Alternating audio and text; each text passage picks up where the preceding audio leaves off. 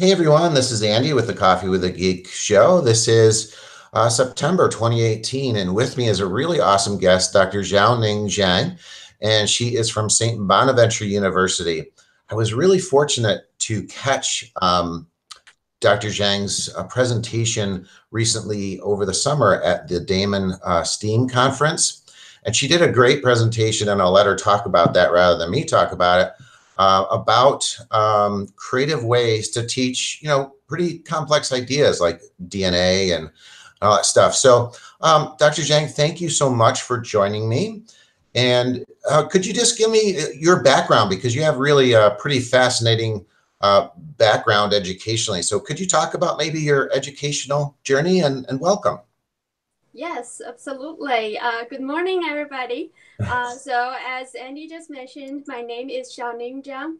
I'm from China mainland. Actually, my hometown is a city called Tianjin that's very close to the capital, Beijing. So I'm from the north. The climate, everything is very similar to Western New York. So I did all my education in China. So I got bachelor degree, master degree, and PhD all in China. Then afterwards, my only motivation at the time was I want to see the world.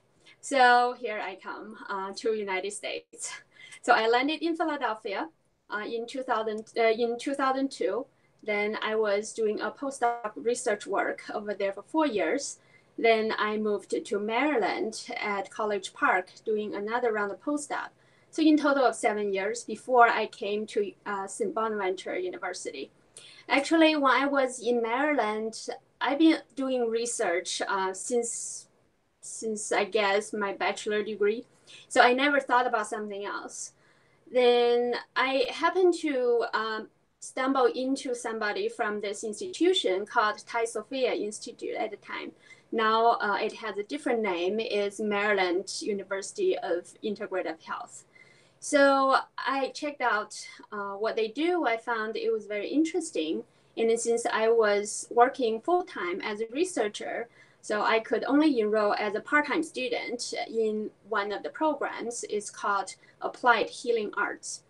So I was there doing my research full time. Then during the weekends, I'll go there to study and then talk with people, just think about things differently. I think that really had me reflected a lot on what I have done, what I want to do in the future, and career-wise, which way I want to go. That is the first time I started thinking about teaching. And so I looked into it more. I really liked it. So I thought, okay, I'll just get a job for it. Then I came to Bonaventure to teach. And at the same time, I also can do research, which I really love to do with undergraduate students as part of my duty. So I'm really happy with it. I think that was my first time teaching a course all by myself. So I was super nervous at the beginning, but a few weeks in and even several months in, I found I really like it. I like the interaction with students. I like to see they just get what I talk about. That's just priceless. And then so I continue doing that. Now it's already in the 9th year, the 10th year. So it's really not something I planned for when I was little. Never thought about it. It just happened. And from 2015, I started working with area teachers and high school students in terms of STEM outreach.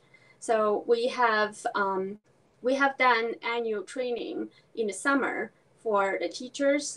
That's a 4-day workshop, as well as a 2-week research program for high school students, just to get them some reality check of college and what research means in that field they really want to get into. So I've been doing STEM outreach a lot more right now. So I really think that builds a pipeline to really prepare students for their next step, which is college. And then they look at college thinking about what career they want to get into. So I'm going to continue to do that. You seem, when I saw your presentation, you seem to really have a passion for science. I think that came through with your presentation. Have you always been drawn to science, or you mentioned kind of teaching came on late? Was your passion for science came on late, or do you think that's something you've always had? I think I always had it. I remember throughout schooling, my teachers always said I was the kind of kid always wonder why things happen, but I didn't want to read much. So I think a lot, but I don't want to read much. That was my weakness. But now I started to catch up on reading. Yeah. So I always liked it. Can you, without getting too, deep into this conversation, which it could go to, what is your experience as far as, growing up in China and coming to America, as far as science education maybe in China compared to science education here? Are there differences, similarities? Yeah, I think, well, I'm comparing the education I got in China. That was in 1980, 90s compared to now, like in here, right? So there's also a time difference. It was, I would say, I really enjoyed my education in China. My teachers were very dedicated, and we were like family. I remember there was this one math teacher. After math class, several of us just went to his home, and his wife will make some snacks for us. We were sitting around the table doing math work with him. It was just like family, and so math wasn't one of those scary things for me because it was fun. We do it like a puzzle, like we compete with each other during, the class breaks. So it was just really fun. And then for science, I guess when I grow up, whenever we say science, that includes math automatically. So science really started very early for me because I like to play with things. I remember we had this old radio. It died one day. My dad said, "No, we don't want to throw it away because what if she wants to be an engineer one day and fix it?" That never happened. I'm sorry, Dad, but I think that's one of the things. I think my family really support me, and I just went with what I like to do. It's interesting that you say that, because when you talked about your presentation and what you do with your students, I kind of had that sense that you try and build a real kind of, um, I guess, friendly environment by creating projects that your students can kind of work together on. And, even at your presentation, you had us all kind of gather around and do, the hands-on activity. Do you think maybe that's part of that, your growing up experience? Yeah, I think it can be. And also, I wouldn't say that's the only reason. After I came to United States, I started working with teachers. I watch some videos and read articles online. I think that format is already here. I kind of just combined both. So can you give me kind of a summary? Because again, my background is actually I have a biology degree as well. Although I don't use it so much. I'm in educational technology right now. And then I was an elementary teacher. And I always found it was really difficult for me as an elementary teacher teaching young kids science, because I'd had it at such a high level. It was very difficult for me to bring it down. It was my most challenging subject that I had to teach for students, because I had a hard time coming back to where they were. But yet your presentation seemed like it could meet almost any age learner, I felt. Um, can you tell me about the projects that you mentioned in your presentation at Daemen, and maybe give us a little sample? Yes, absolutely. So I think that's also a journey for me because I started like what you described. I felt like, I was at such a deeper level, use all those fancy terms that nobody can relate to out there. Then I really thought, I can't just do this with any student because if they just didn't have the background, they're not going to get it. Doesn't matter how much I teach them. So it started to come into focus that making things relevant to learners is very important. So finding relevance has been a key in my recent thinking and in doing. With little kids, I think what I found was they like to play. So let's build some science in the play. Through play, they can learn. And then I started to see, what kind of things they can play. So the first activity we did over there is the fruit DNA necklace activity. Actually, I wear one today, so I can show you. So this is our necklace. It's quite simple. I would say this is definitely a STEAM project. We can do, and we have been doing with hundreds of elementary school students. So this is not originated from us as the basic idea. Many people, many universities have extracted DNA from fruits and then use it to do science outreach. But what we added in is we took those tubes. Those are the tubes we use in research lab as authentic research supplies. But they are super cheap. So in order to do things with kids and the teachers, you cannot go too expensive because they just don't have the budget. So we try to make sure the budget is reasonable, and also the supplies we use are something very easy for them to find. Those tubes are probably the most sciencey thing in that activity, but they're like 4 cents per piece. So we basically followed a protocol. We modified. That was from Cornell University website. And then the modification take us to, okay, after we get DNA from different fruit, we put in the tubes. Then we create a necklace. We also put glitters in there. Little kids like glitters because they're shiny and they're colorful. So that becomes the arts component of it. So that has been a very successful activity, and we take it to students, we take it to parents, we take it to any community member. They do it with us, they become curious. They say, oh, I didn't think DNA looks like that. And then we can talk about DNA when they feel like, oh, now I see what DNA is. So the relevance has been created.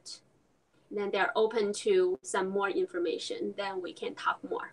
So that is the first activity. Really, it doesn't matter which age, we can do it with them. So the second activity is a little bit different. So I have this bracelet over here. So this is made of all the letter beads. I don't know if you can see those letter beads and pipe cleaner. So that is our model of DNA double helix. Who would thought that, right? So we use this. My current thinking is we can, because in biology, there is this called the central dogma from DNA to RNA to protein. That's how we build our bodies. However, it's very abstract. Students found it's hard to get. So if we make it visual, by showing the letter B's as one strand of DNA, and then you can make another strand based on the letter complementation. So then you make this bracelet. Then if you replace some of the specific letters with what shows up in RNA molecule, then here you go, you can illustrate that process.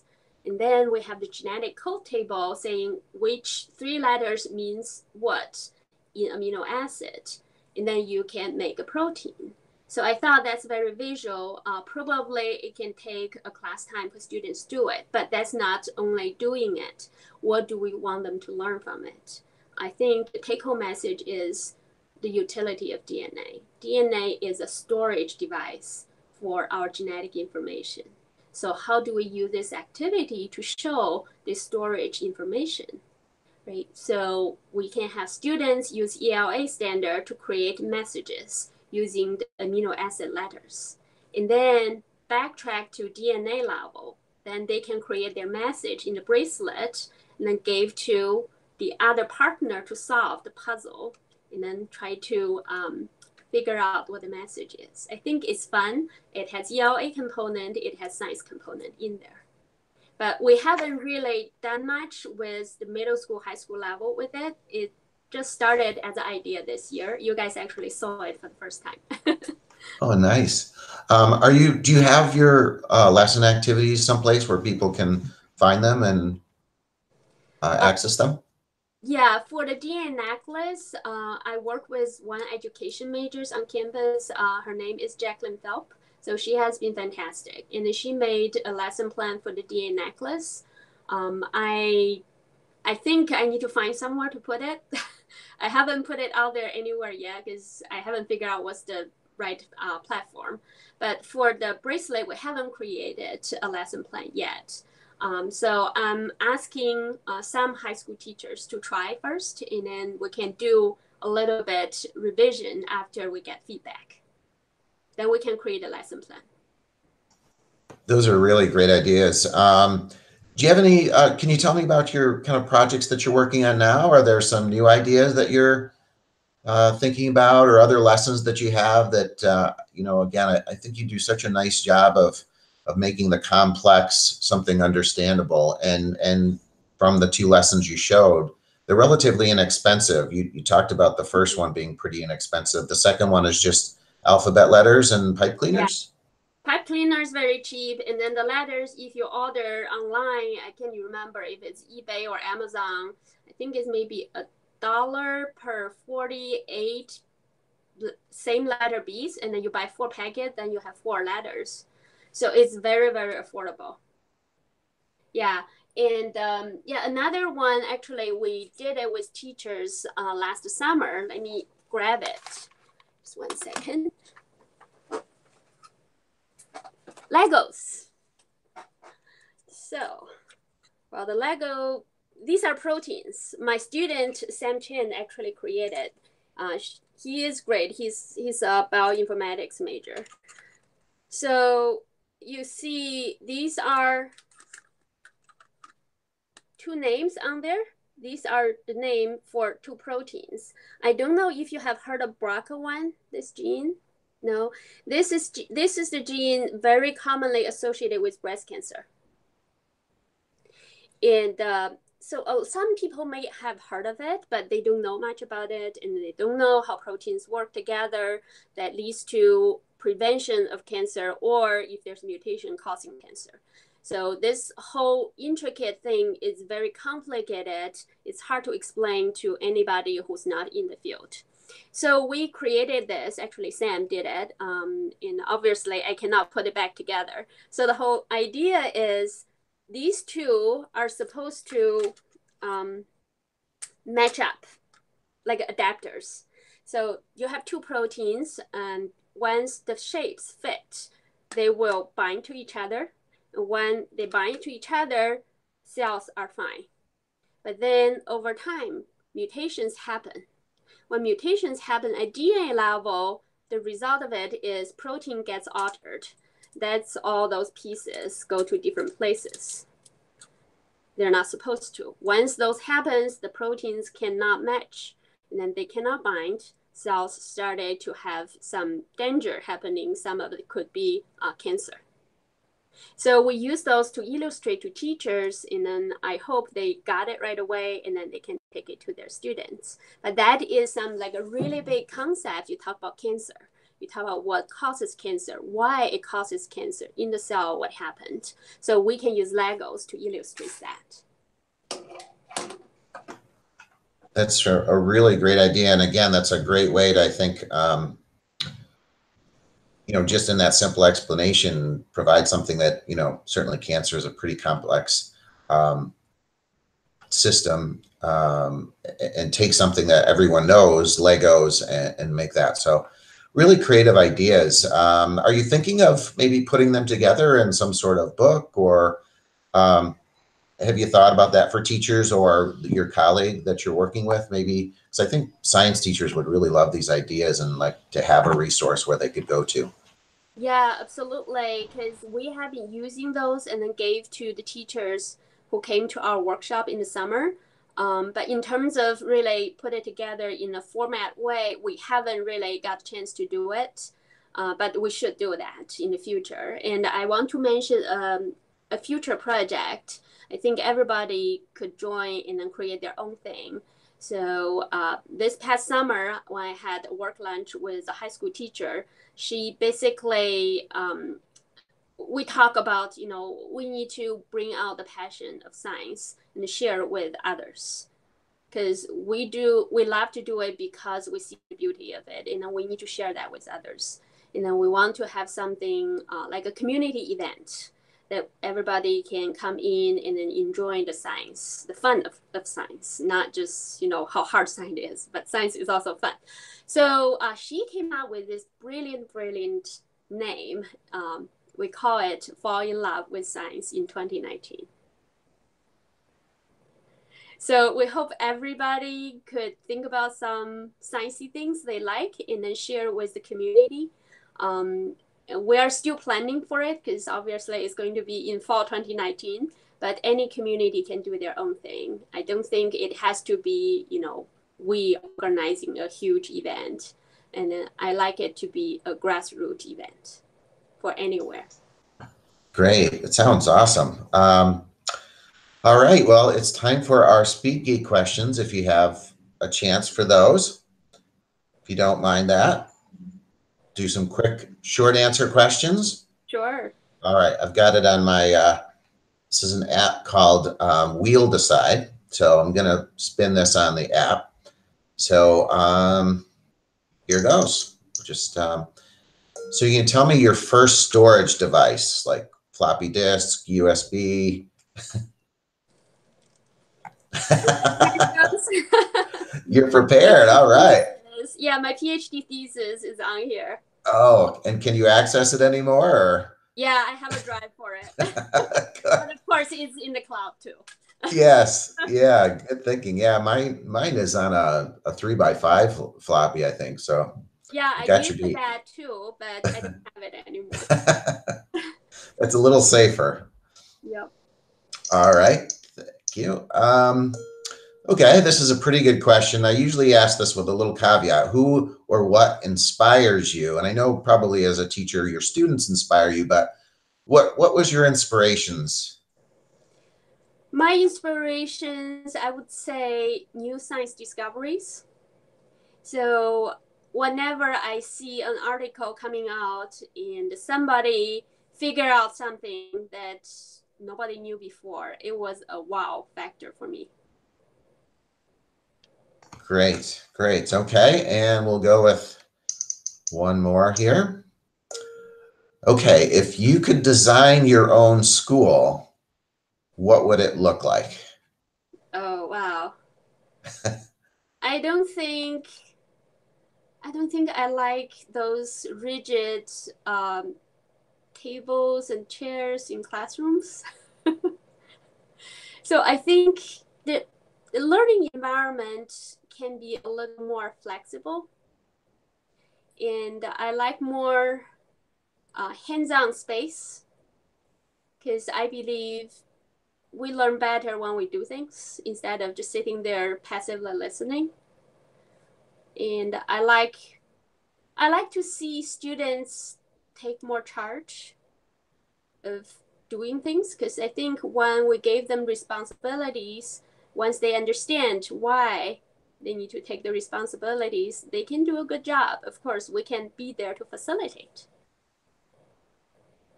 Well, I think that's in line with, I think, a lot of, kind of thinking these days is flexible seating. I know we've been looking at it where I work.